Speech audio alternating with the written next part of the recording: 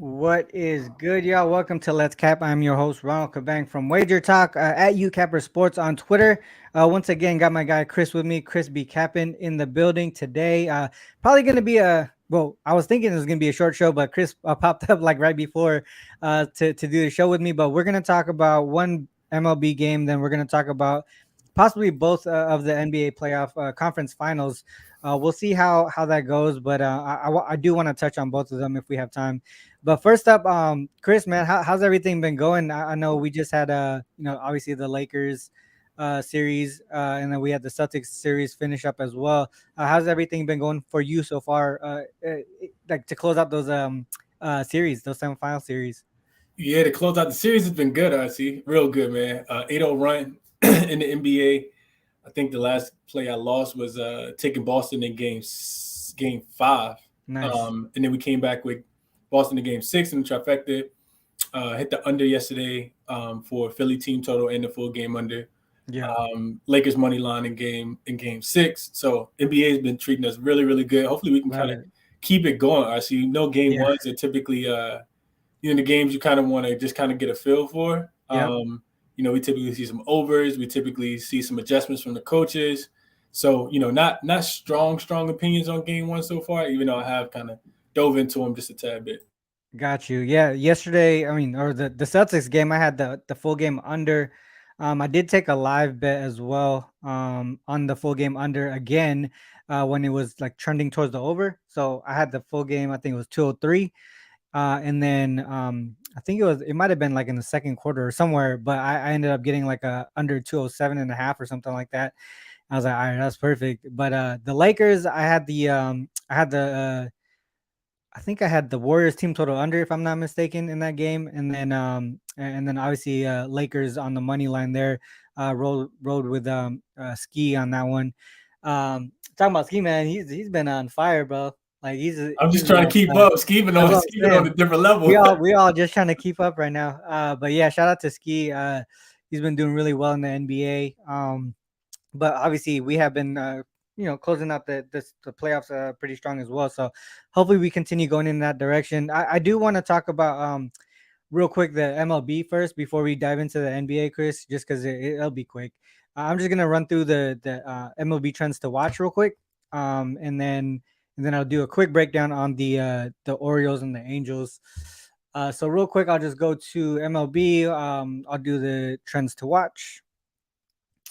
MLB trends to watch there. All right, so first we got the Blue Jays here. So we got season on. Oh shit, I'm not even presenting the screen. My bad. One second.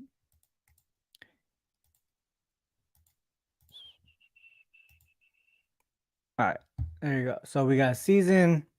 We'll go this season equals 2023, and we got team equals Blue Jays. Oh man,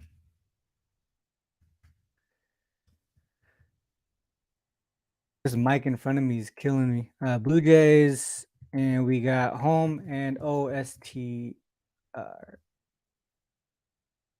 So we have Blue Jays at home versus starting right-handed pitchers. They're 11-1 straight up, 9-2-1 to the under. You can see the run line there, 8-4.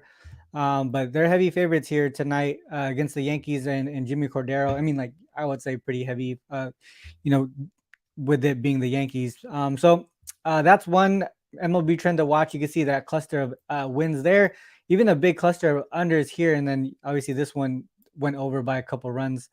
But that's one here, and then the next one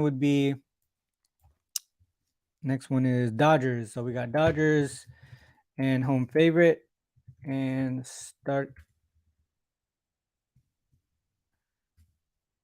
right-handed. Started those right. I keep forgetting that it runs like that. All right, so we got 10-2 straight up, 9-3 on the run line for home favorites that versus right-handed pitchers. But if I include one more parameter here, and we say that they're favored only up to minus 175, so line greater than or equal to minus 175. So that turns into a no straight up 7-1 on the run line. You can see that here. That's active today against the Twins and Pablo Lopez. All right, let's see what else there is. The A's. We got the Athletics. They've been one of the worst teams in the league, so you can find a lot of trends to fade them. But this one specifically at home and total greater than or equal to 8, and then opponent started throws right. So right-handed pitchers 0-11 straight up there. Obviously, he's going to be a bit juiced there, but 4-7 on the run line, also 7-4 to the under. You can probably find different ways to run with that. You can see the last 3 in a row have been they've lost the run line on the last 3. Also went under in 5 straight. So you could probably find a way to back those guys, back that trend in some way. And then we have one more, the Astros. And we go home, and so the Astros at home this season 8-11 straight up, 7-12 on the run line, 10-8-1 to the over. But if we go specifically with Framber Valdez here,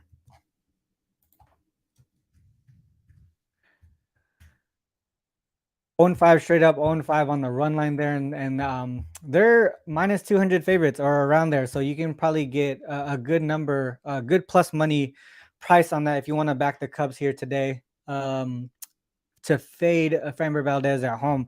So those are the MLB trends to watch.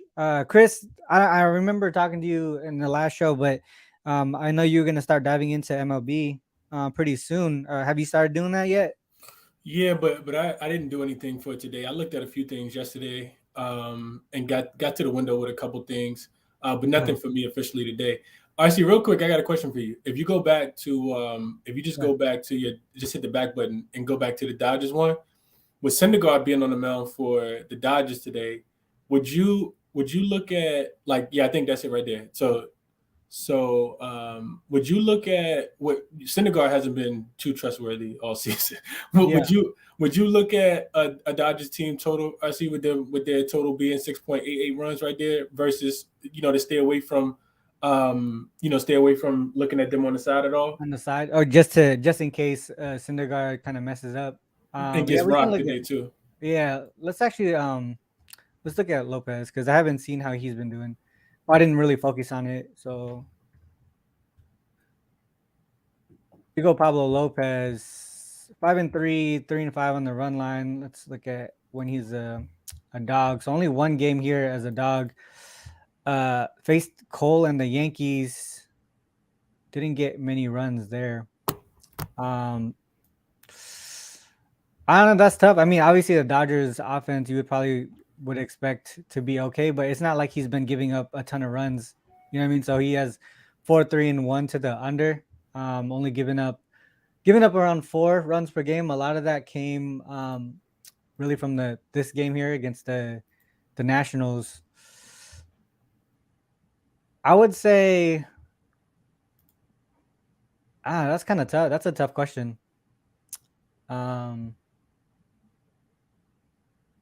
Not really sure, dude. Not really sure. If we go back to the Dodgers and see what their current form is like.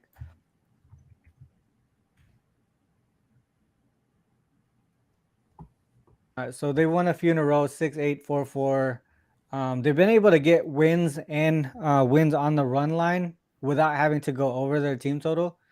Syndergaard did come off a nice start here, so maybe we see that he's actually 2. Let's go.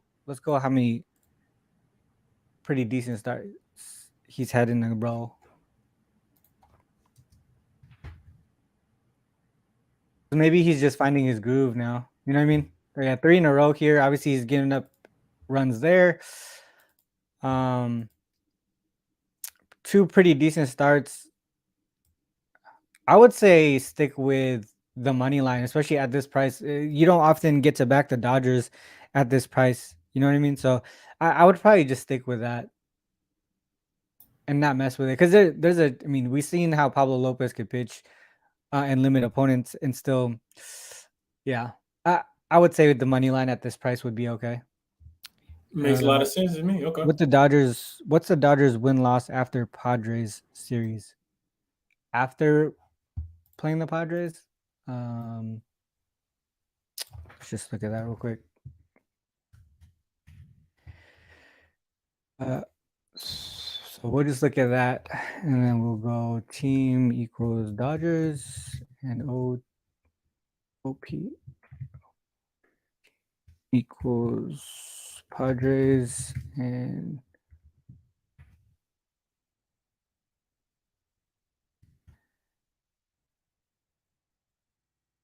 OP team equals Padres and OP team is not equal to O team. You see anything wrong with that, Chris? Is it OP or PO? Is it previous opponent team? Oh Is yeah, not my equal to bad. Yeah, Padres? that's right. You're right.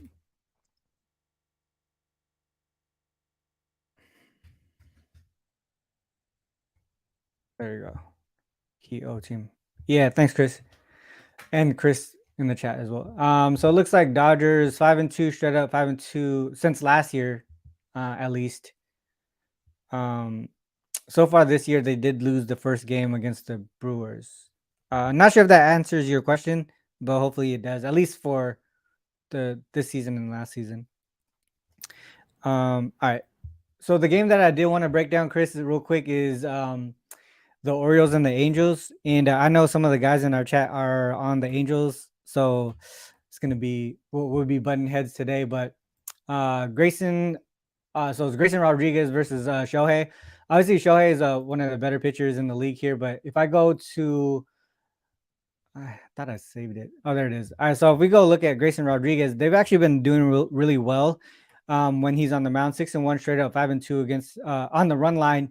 If you look at Shohei's stats, they're obviously going to be towards the better sides. But if we look at specifically how they've been doing, like just like the advanced stats, right? If we go to the advanced stats, we'll just go to season here. We got Shohei, this is Shohei, right? So we can see that he's been doing pretty well. 4-1 on the season.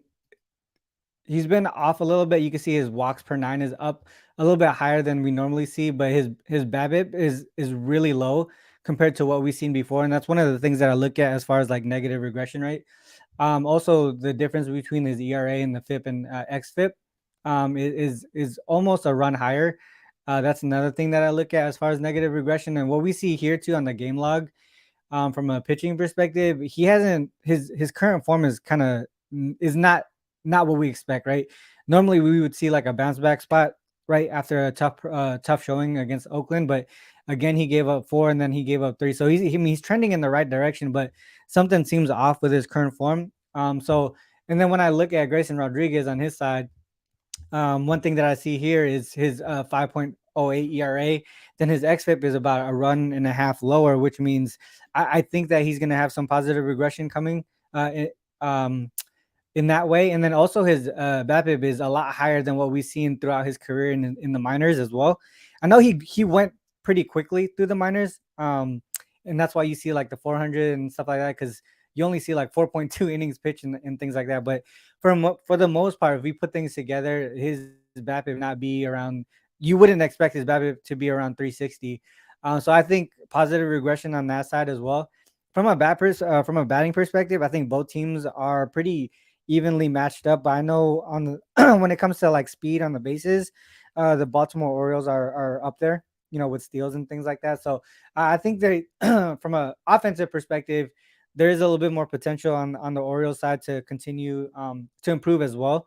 That's what I've seen from when I was going through the batting stats in Baseball Savant.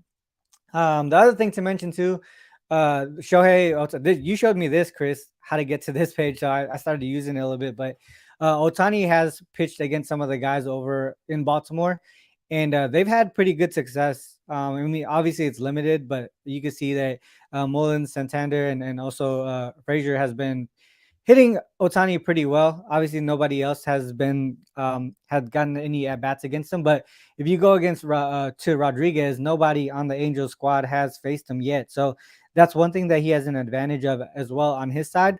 And you can get him at a dog price. I got him yesterday. I think it was a plus 117, I believe, if I'm not mistaken, that I got it at. I think it's probably around that price still. Probably hasn't moved too much, but a little bit, I guess, a little bit movement towards Baltimore. You can see open at minus 130 down to 124 at circa. So a little bit of movement towards Baltimore, but I did take Baltimore at the dog price. I think Rodriguez is a dope pitcher. I know Mitch in the chat. I know you're a fan of Rodriguez as well. I think some of the advanced stats are pointing to some positive regression on that side. So that's the way I took that game there. That is an official play as well, a premium play. All right. So with that said, MLB is down, Chris. Now it's time to dive into the NBA. Where is the Lakers? So the Lakers and the Nuggets. So I was asking you, Chris, if you kind of looked into this series and you were like, right when the series finished, you looked right into it. What are some things that caught your eye right off the bat? Yeah, so looking at this series, I think it's gonna be an interesting series, man. I think I think Denver, first and foremost, they had a really good matchup in the first round against the Minnesota Timberwolves. Timberwolves went into that series down a few men. Jalen, who was it? My guy who punched the wall, McDaniels. McDaniels? Yeah. McDaniels. Yeah. They also didn't have Naz Reid, who was out with the injury, so they kind of had a little bit of an easier series. And then in the second round, they got to play the Suns, and Chris Paul also went out. And for the Lakers, you could say the same thing, right? They got first round, they had Ja Morant without Steven Adams and without Brandon Clark. And then in the second round, they did just beat, a really good, offensively good, Golden State team. So I think this series is going to present a lot of challenges for both teams. I think it's going to be a fill out process in the beginning. We know that the Lakers, they won both of their, first game ones on the road. They took both of them. They won the one in Memphis, and they also won the one in Golden State as well, with Golden State coming off that 7-game series against Sacramento. So I think it's going, Denver on the opposite hand, honestly, they also 2-0 in game ones. They flat out annihilated Minnesota. I don't know if you remember that game. They beat the brakes off Minnesota in game one. Yeah. And they also won and covered the spread in game one versus the Phoenix Suns as well when they came into town. We know how difficult it can be to play in Mile High, right? Like that altitude really gets to you. Denver typically takes over from the very, very beginning. But a couple of things that make this series unique, I think, is the biggest matchup is going to be Jokic versus Anthony Davis, of course, right? And for sure. who can slow down who's going to get out of foul trouble, like what the coaches do to kind of make sure their guys are not necessarily in foul trouble. For Denver, they don't really show this weakness a lot, RC, but they give up a lot of points in the paint. That's been kind of like their Achilles heel as far as on the defensive end. And the Lakers are a really hard team to kind of figure out. I think that they have one of the advantages they have in the series is their depth, right? Because you have so many guys that can kind of come off their bench. You don't necessarily know who's going to have a great night. AD and LeBron hasn't necessarily been carrying the offensive load, like we've seen in the past, with guys like Austin Reeves and D'Angelo Russell, Dennis Schroeder, Lonnie Walker kind of coming off the bench. Like, they just have a lot of success. But all that being said, honestly, I don't think that, you can necessarily fade Denver. Like, as much as I want to get behind the Lakers because I am a fan, I don't think you can fade Denver in the first game. I saw the spread open at 4.5 on DraftKings immediately after the Lakers won on Friday night. And it quickly went up to 5. And I was like, it kind of makes sense. So a couple of things I looked at. Denver, they finished 14-1, straight up 11-3-1 against the spread when they were more rested. When they were a more rested home favorite with Jokic playing specifically, and they won those games by margin. I think it's like a 16-point margin when they were the more rested home favorite with Jokic playing this season.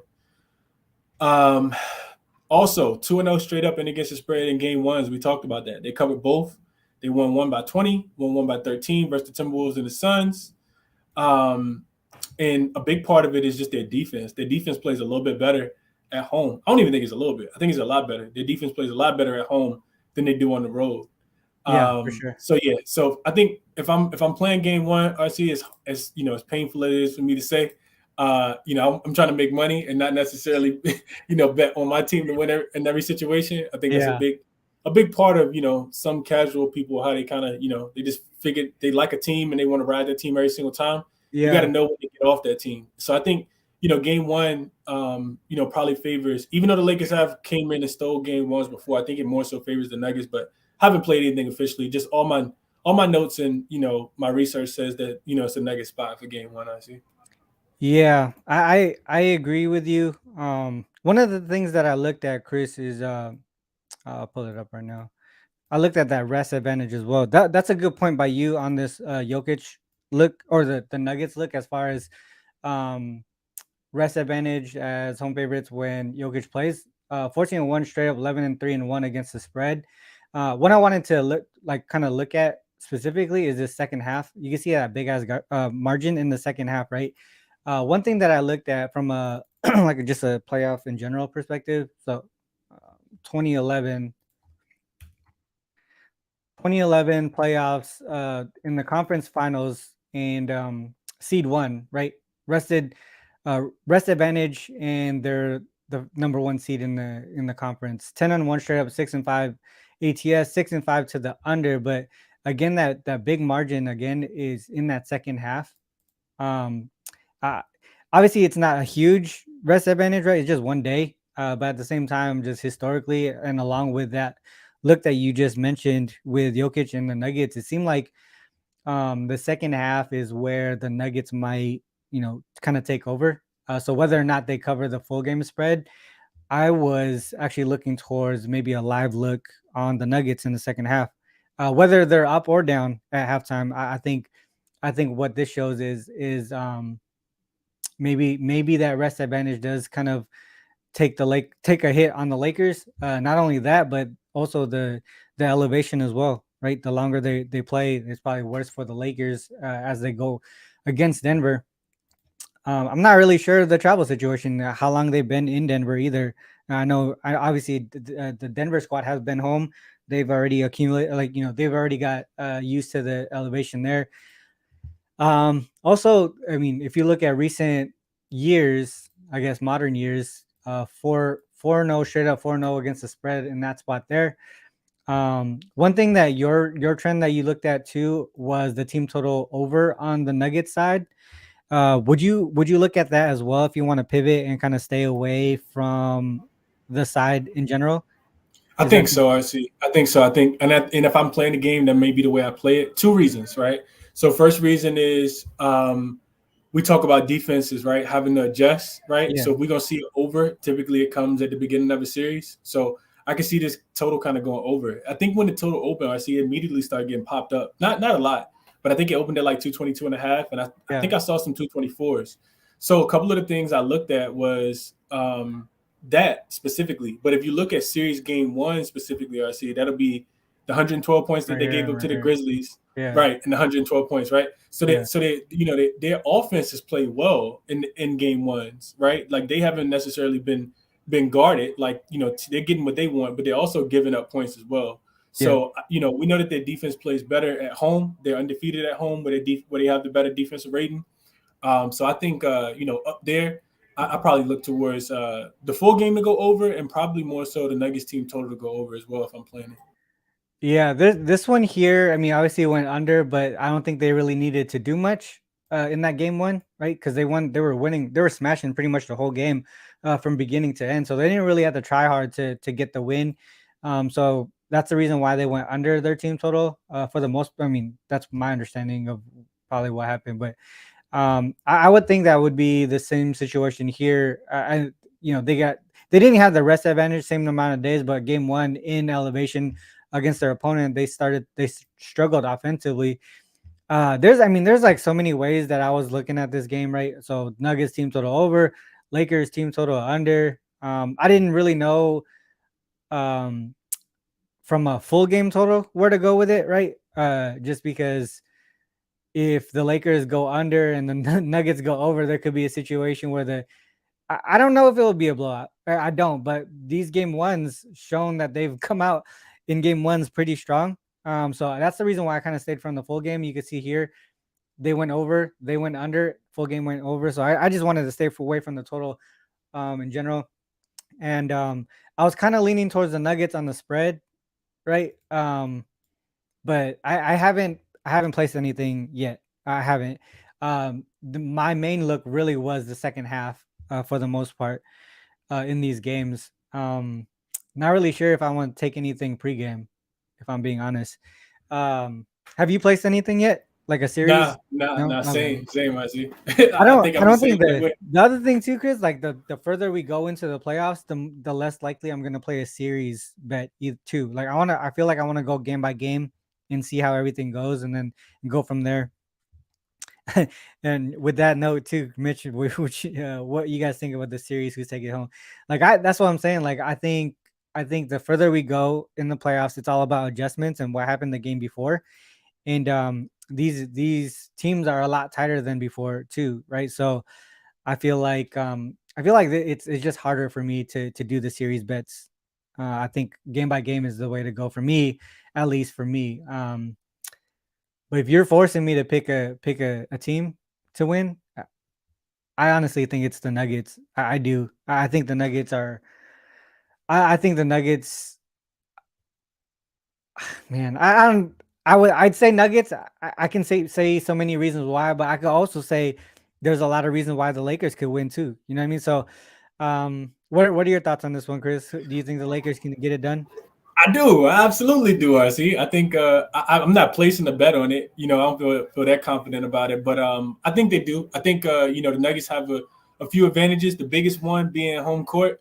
You got their record pulled up at home right in front of you. I see. They Yeah, haven't lost a yeah, game at home. We know that yeah, Mile High has been one of the most difficult places to play. But I think the Lakers have a few advantages they can take care of as well. yeah, And the biggest one being their depth, right? That was something that the Phoenix Suns struggled with in the last series. The Lakers are a really, really deep team. They have a lot of different ways. I think their ability to kind of catch you off guard as a team. You're not necessarily knowing where the punch is going to come from. I think that's the one of the biggest advantages that they have is like you don't know how to game plan for the Lakers because they don't even know what they're going to do. It feels like yeah, this team is so new. We just see so many different players step up. I think Austin Reeves get a little more acclimated to scoring. He didn't score a lot in the last series, I see, because he was chasing Clay around and Steph around off those threes, exerting 3-point line, exerting a lot of energy on the defensive yeah, end. But you get him back as a scorer. You also can take Jared Vanderbilt and kind of stick him on Jamal Murray to slow him down just a tad bit. And then you just stay home on the shooters, which is what Golden State did in the last game. So Jokic is the biggest, factor. I think you got to kind of make him one dimensional as possible. The dude is averaging, a triple double in the playoffs, which is absolutely insane. So you either got to make him a scorer or a facilitator, one or the other, right? I think you got to shut down the water on one of those. You got to turn the water off on one of those different areas for him.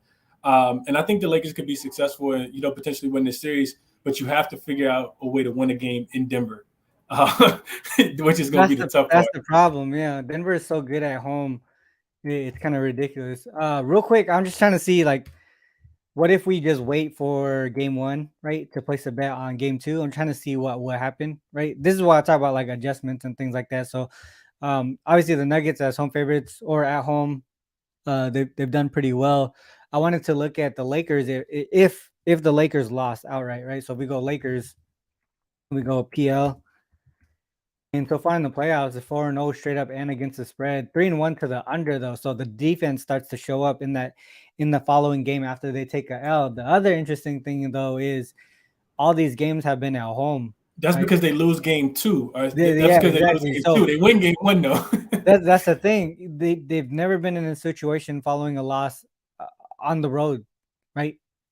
And it's another thing too that it's in Denver with elevation, so it's hard to take this one um for what it's worth too. But at the same time, you could definitely tell there's impact on the defensive side of the ball that they look at. They make the proper adjustments on the defensive side of the ball. So if anything, game two would probably would you think they would limit the Nuggets a little bit I in think game so, two? but we stand there with the assumption that the Nuggets win game one, and the Hey, Lakers that's only what I'm saying. I'm just we're we just can't we're just looking at situations here. yeah. Shit, I don't know, man. This is gonna be a tough series.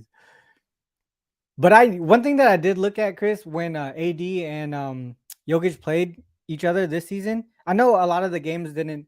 None of the games actually happened after the All-Star break. So we're kind of just taking it with just the matchup between Jokic and AD. But for the most part, both of those guys hit like 13 or 14 rebounds per game against each other. So, and then also I think each time they scored 20 plus in each one of those games too. So they may not limit each other. And from a prop perspective, that might be the way to go because it could just be a battle between those two guys. From a rebound and points perspective, like it almost seems like neither could stop each other and they just go at it. Um, from what I've seen, right? So from what I've seen, Yeah, just some numbers to kind of put behind that. I see. So per NBA matchup data, Jokic shot 64% from the field when he was guarded by Anthony Davis this season. Anthony Davis shot 62.5% when Jokic was the primary defender. yeah. So both of these guys were having a lot of success from each other. And you kind of got to think that it will happen again, RC, from my estimation, because from the Lakers' perspective, AD can't get in foul trouble. If he gets in foul trouble, that changes everything. And same thing with Jokic, right? Like Jokic can't get in foul trouble either. Yeah. So both of those guys got to be able to stay on the floor and play defense without fouling. The other aspect that we didn't talk about was what if Jokic pulls AD away from the rim, like Golden State tried to do. So then Denver can try to score, a few more points in the paint. You're right. Like who becomes that primary defender, that rim protector if Anthony Davis is having to guard the perimeter? Because Jokic's been shooting a lot more threes this year than he did last year in the playoffs. So it's a lot of competing factors. I swear, man, Jokic's basketball IQ is like off the charts, bro. Like everything might that be the I see highest him we've do, ever seen, RC. everything that he does, like just like passes off a screen, little stuff like that to get open threes, and man, it's crazy. I love watching him play, dude. I love watching him play. Dude, imagine if he was actually like athletic. He'd be even more of a cheat code, RC. Yeah, He for could real. be blessed with athleticism. The game wouldn't be Exactly. fun. Yeah. Ah, man. It's gonna be fun to watch these guys. Okay, so another thing too, I think I was telling you before the show, Chris, but if we go playoffs equals 1 and round equals 3 and seed is greater than or equal to 6. In the history of the SDQL database, no seed 6 or lower has made it past, has gotten to the finals, and I think it goes back to 2002. But if we go to series 5, or actually before we move on to the next one, anything else? Any last words on this one series? No. That's it. Okay. So if we go to seed 5, this kind of takes me to the next series here. Heat and the Celtics. So I just showed you 6, 7, and 8. You haven't seen them in the conference finals, but we have seen a seed 5 here, and it was the last time.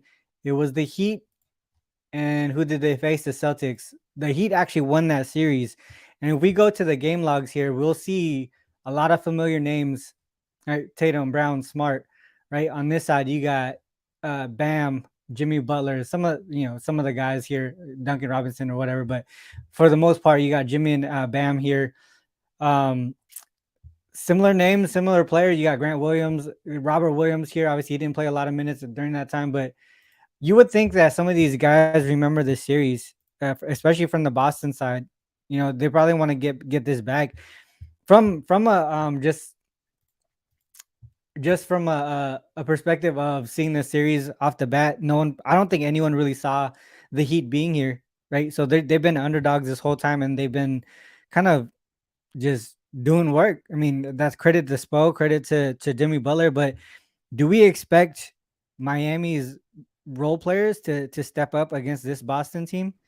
That's one question that I have for you, Chris, because like, to me, I think Boston kind of runs away with it, but I can't take away from what Miami has done, Spo and Jimmy Butler. So I'm not gonna bet it, but I just feel like Boston runs away with it. I don't know, man. That's the way that I was thinking from a first look perspective, right? What are your thoughts on this one? So I see real quick clarifying question. When you say Boston to kind of run away with it, do you mean like the series or you mean game one specifically? The series. I think I don't. Not for me. The most I feel like the Heat can win is probably 2 games. The most, just in my opinion. I think Miami could probably cover game one, right? Because of how high the like emotional high on the Celtics side, probably gonna come down a little bit. Also, the line is really high at 8. Um, but man, it just I just feel like overall the depth of Boston is probably gonna take over at some point. And the longer the series goes, the more the advantage goes to Boston. That's just my opinion. What are your thoughts? Yeah, I think one of the things you said I see that sticks out to me is like not discrediting this Miami Heat team. Like I start by saying I think Boston wins the series, right? Like Yeah, I say I think it's 4-2 too as well. I see 4-2. I think Boston probably, I think Miami can win 2 games. But it's the intangibles. I see it's the things that we can't necessarily like look at through SDQL, which is the reason why that I think, the Miami Heat are in the position that they're in. Like yeah, they just have a bunch of dogs, a bunch of guys that's gonna show up, do the right things. They're gonna box out, they're gonna hustle, they're gonna take charges, they're gonna move the ball, right? Nobody's gonna play out of character. And for Boston, I see, granted they're coming off a high right now, but me and you, we've been doing these. We did this show last year, same exact thing with Boston. They continue to find themselves in situations I see where they're in a situation where they shouldn't be, right? You yeah, lose game one in the last series against against the 76ers without Embiid. And then you end up finding yourself on the road. And if Tatum doesn't have that amazing, game 6 performance in Philly, then, maybe they potentially lose that game. But they just keep finding themselves in these really, really difficult situations. I see they continue to put themselves in that situation. So I don't see, anything that kind of jumps out to me that says, you know what, the Celtics are, magically going to do what they're supposed to do and win the games that they're supposed to win. You know what I mean? Like yeah. that doesn't seem real to me. And I think um, you know, I think from a Miami standpoint, I think that they just continue to play the role that they played. I see they've been the underdogs every series. They continue to play hard. They continue to win games. And we as the world don't necessarily have to believe in them, but they believe in themselves. You know what I mean? I think they believe in themselves. Spoelstra believes in them. They believe in what Spoelstra is saying as well. So I give them a shot, specifically in game one. Like you said, I think the best time to get on them probably is game one with the emotional high. Yeah. It's really, really rare. I think I looked at it. Let me see what I got in my notes. It's really, really rare that you see teams laying 8 points, with the rest disadvantage, coming off of game They, 7. they just well, not specifically coming off of well, did they go game 7? I can't remember, but it already happened this season, right? The Celtics rest disadvantage nearly double digit favorites. Sixers ended up winning and covering that game. I mean, covering and winning that game outright. Um, but you just look at historically with this Celtics team. Shit, look at that. He's done it already twice against them. So Mm-hmm. I did Celtics series game equals 1, round greater than or equal to 2, and then since 2019, because most of the guys are still there, right? Most of the key guys, Brown and Tatum and Smart, and they haven't done great in that situation, right? 2-4 straight up, 2-4 against the spread, 4-2 to the over. They have gone over their team total in all those games. This one went into OT. Let's just see how much they scored. So they did go. They did. They were over in regulation by a limited number. Um,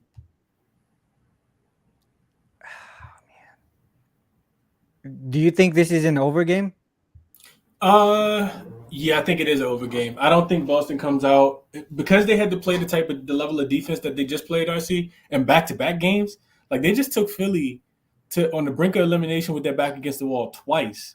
They just held Philly to 90, what was it, 86 points or something like that, and like back Yeah, 86 or 88 points in back to back games. Like you have to have somewhat of a letdown, defensively after playing 2 of your best games, back to back, especially the one in Philadelphia, right? Like in that game 6, that game had to go to distance. And then you kind of got to let up off the gas because they won by 20, 22, 24 points yesterday. yeah. But I don't see it. I see. And real quick, why you have go ahead. Oh, I just wanted to mention. So I just looked at the opposite. You know how we just looked at Boston and how they struggled in game 1, round 2 or greater. The opposite here for the Heat, 5-1 straight up, 5-1 against the spread. some of these as outright dogs. So man, Spo is just fucking good, man. He's just good. So there could be, like I said, there could be a situation. I feel like the Heat might be the spot to cover. I don't know if they end up winning outright, but I think in this situation, you see it's an A seed, right? We haven't seen that before. There could be a lot of situations where they cover and not win the game. And we haven't seen that a lot in these playoffs, and I think things will probably, I wouldn't say like turn around, but I think things will probably go in that direction especially if we see lines like that. My bad. I just wanted to say that while I had it. No. I think that's a like extremely relevant information, I see, and that's a hell of a query you just found on them too, like on the fly. that like you said, it's less cap. Yeah, legit. But I see. So I looked at like from a spots perspective historically, home favorites in game ones after a game 7. In the second round of the say that one more time. So home favorites.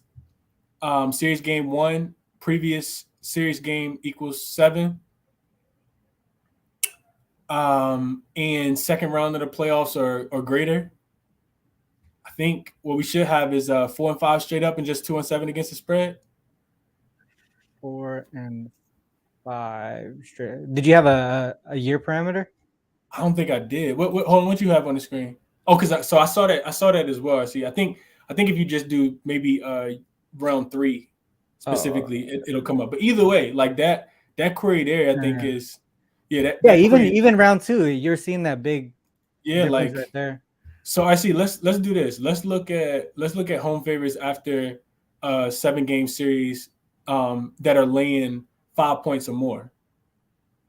All right, so just take out round and then just add the spread. No, keep that. I see. Just add that the spread is 5 or more. The line is 5 or more. Because it's a pretty big line, continue to get disrespected. Yeah. You see that they're only winning by 2 points. So I think the Sharps jumped on that 8 yesterday. I see when it came out, and now you see it down to 7.5 in some places. Yeah, I think he get it done game 1. Like I said, I don't know straight up or whatever, but I think they cover game 1. That is a lot of disrespect. I mean, obviously it's disrespect there, but they got the rest advantage. The Heat have history of performing well in game 1, especially with Spo. I might just put that in. What if we just look at favorites, RC? What if we take the line out and just put favorite, like in game 1 after a 7-game series? Just and favorite. Yeah, I already have a favorite right there. What if we do this and rest less than no rest? I looked at that too. Okay. It's come down a little bit. Down a little bit. Yeah, it just seems like a Miami spot early, just because the line's so high. Like they could still lose the game by 5, by 6, but like you're expecting them to get blown out when you put the line at 7.5. What do you think about a letdown on the defensive side? Like if we want to pivot off of this and stay away from the side or the total, specifically, right? Or the full game total. Do you think there's a letdown defensively on the Celtics side? Absolutely. Like I mentioned, they just had to play their best two defensive games back to back, and their rotation could change too. RC, like they after game 5, they inserted Robert Williams back into the lineup, which is the rotation they had last year in the playoffs. Now you're probably taking Robert Williams out of the lineup because you don't have a Joel Embiid to deal with, right? So there's a level of comfortability with Robert Williams being on the floor, and you're shifting guys back into a different position. Within that offense and the defense that they once weren't in, or at least recently they weren't in. So I absolutely agree with that. Heat team total over. What is the number? Has to be extremely low, I see, because the spread is 7.5, and we're talking about only 210 points. That's what I'm saying. Like I feel like the Heat can probably get over their team total. Pace will probably be. Let's see what these guys. 105, like 102.5, maybe. My bad. I'm going through the. Can you look real quick, Chris? I'm gonna go through the chat real quick. I haven't been looking. Sixers can beat Celtics and Boston with no Embiid. He can win a road game. Yeah, they definitely can. I think the spread might be the way to go in that one. They may. Yeah, said. The Heat were 2-2 against Boston this season. This will be the third Eastern Conference meeting in the past 4 seasons. They are, yeah, man. That's kind of what we're looking at, right? Spo and their squad, man. They do well in that game one against Boston, and a lot of the same players are still there. 101.5 RC is the total. That's a low number, man. Yeah. Heat to cover game one. I think so, man. I think that is it. Mitch Pace will probably be higher. Don't have two bags. Agree with Chris on the over. Celtics team. I don't know about Celtics team total under. Yeah, me Prodigy. either. I don't think. I don't think that's tough. I mean, if we just look at this, and it says they go over their team total primarily in this spot. Series game one, round two or greater. But let's go back to someone just said something on the. Where is it? 101. Oh yeah. You said 101.5. Yes, sir. So let's just go to season equal. Let's go this season. Heat, and we'll just look at what they've been doing lately. So 101.5. We have a 210 here. They've only gone under it once, and that was that the last game? Yeah, it was the closeout game the other day. That's a closeout game, and we expect those closeout games to be lower. Mm-hmm. Every other time they've gone over that number, dude. I feel like that's the way to go. Yeah. If you want to pivot, I feel like either it's the Heat team total over or the Heat to cover the spread. I think either one of those is those two spots are good spots to go. I think, in my opinion. Yep. The Heat plus 7.5. Team total over 101.5. What do you think? Which one do you feel like is you feel more comfortable taking? I think honestly I like both, RC, but I think the 8 is just too many points.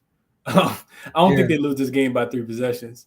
I feel like Miami should be able to keep it a little closer than that. And if they don't, they probably get smoked in the next game because you get the team that's at the rest disadvantage coming off of game 7. You've been kind of resting a little bit yourself. So yeah, I think I like Heat plus the points.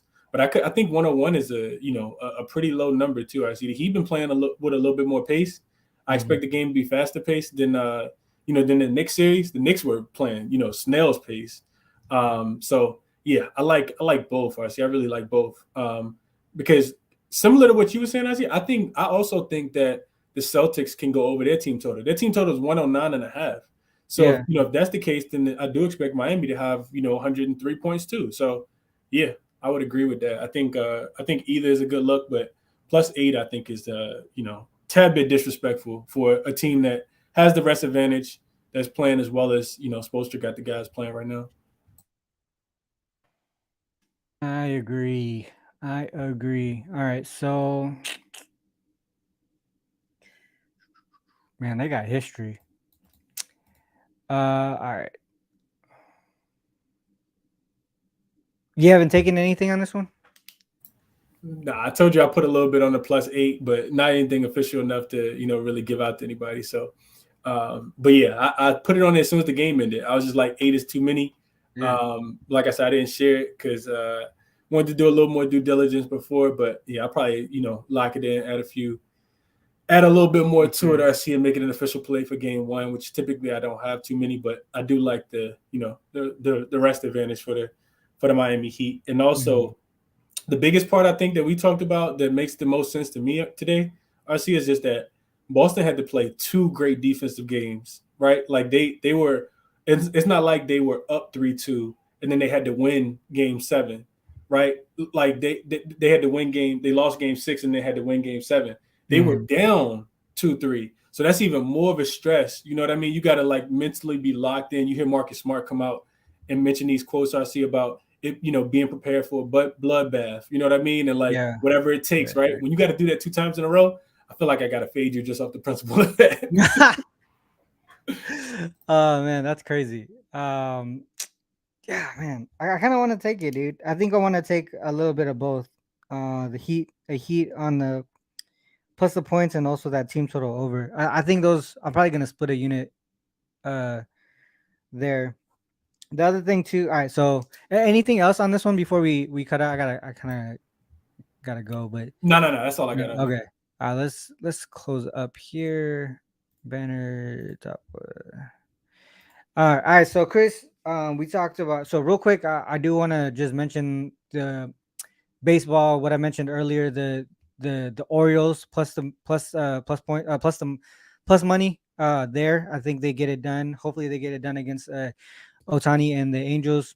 I know some of my guys, the guys that I trust, are on the Angels, but I'm okay going head to head. I think long term, most of the guys that I rock with are all profitable. So one of these, once in a while, we go head to head. But I trust my guys here. As far as like long term, hopefully I win though. But yeah, so NBA though, Chris, what do you want to drop or last comments here before we cut out? Yeah, I think the best bet RSC would be the Heat that we just talked about, man. I would take the +8. If I'm giving out anything, like I said, I did play it. It's a smaller play, but I'll probably add a little bit. Just some of the things that we kind of went over. Always enjoy talking it out with you, RC. It makes me feel a little bit more confident in my play. So I think that's the best play. As far as the Nuggets and the Lakers game, man, the only reason I don't want to get on Denver early is because the Lakers have found a way to, kind of steal game ones. I think it would kind of shock the world if they did, but it wouldn't really surprise me too much just because, they've been kind of, finishing series off in 6, and Denver hasn't really lost too many, but I think the Lakers could go out there, shock the world. If the Lakers somehow win game 1, RC, I'll be all over Denver for game 2. But yeah, best bet. Let's go Miami Heat and the role players and Spoelstra and the guys, RC. Being disrespected on the spread again. Give me Miami +8. Yeah. All right. So for me, the ways that I was looking at the Lakers and Nuggets, right? We already talked about it. Lakers team total under or the Nuggets team total over. Those were the ways that I was leaning, and also the Nuggets on the spread for at least for game 1. But I think what I'm gonna do right with my own money is wait till halftime, and a lot of the things that we looked at really pointed towards an advantage for the Nuggets in the second half. So I'm probably gonna look for a live play on the second half on the Nugget side. And then from the Heat, for the Heat game, I'm going to take the Heat plus the points and team total over 101.5 as well. So I'm gonna split my unit on that. So those are the ways that we're looking. I will probably dive a little bit. I'll see. I mean, we had what's your schedule like the rest of the week, Chris? You think you can make it? Any other? I know we have a game. Yeah, I'm pretty sure I can. See, I don't think I got too many complications. I'll check my schedule for sure and let you know. Let me see what the schedule is like. So we have tomorrow. So every game. All right. So they're alternating it every day. So we already talked about game 1 for both of them. But what I'll do is, hey, dude, look, it went up to 8.5 in some books. Even better. I'm about to go. I'm gonna grab. Fuck. All right. So let me think about this. I'll probably wait till tomorrow, see where this line settles to officially put the bet in. But those are the ways that I'm looking, and then I'll probably dive in a little bit more, a little bit deeper, and then see if we can get something else tomorrow. But yeah, so if you can come through, Chris, the rest of the week, we'll lock it down. That's pretty much it. I think that's it, guys. That's it for today's show. Anything to promote, Chris? I know you got your spaces later. Nah, no show today. See, we don't got no games today. I'm not doing a show today. Oh, you're not doing that? Okay, no. I'll do it tomorrow. Okay. All right. Well, that's it then, guys. With that said, if you guys like what you've seen or heard today from myself or Chris, just make sure you hit the like and subscribe button on YouTube here. I know, Chris, we forgot to put your link on here. Normally you use it, you add your link, so the show's on your page as well. Next time we could do that. Also, if you're on Twitter and you like what you see, go ahead and hit the like and retweet button to share the show. Get this out there a little bit more. Get more eyes on what we do. And to be able to, do it as a community too. That's why we call it Let's Cap. With that said, that's the end of the show, guys. I always got to end like this as well. Whether you fade us or follow us, it is on you guys to make that call. Good luck with all your actions. Till next time. Peace.